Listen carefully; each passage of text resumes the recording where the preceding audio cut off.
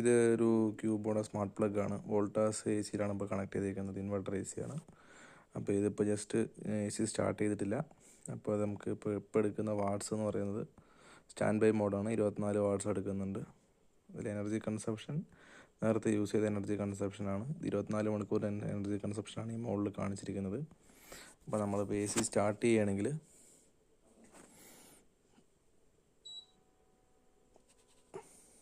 Energy saving മോഡിലാണ് start ആവുക. അപ്പോൾ നമുക്കിവിടെ അതിൻ്റെ വാട്ട്സ് കാണാൻ പറ്റും.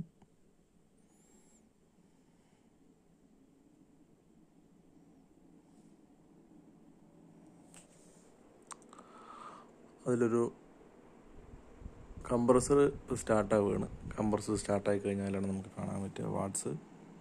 ഇപ്പോൾ വാട്ട്സ് കൂടി തുടങ്ങിയിട്ടുണ്ട്.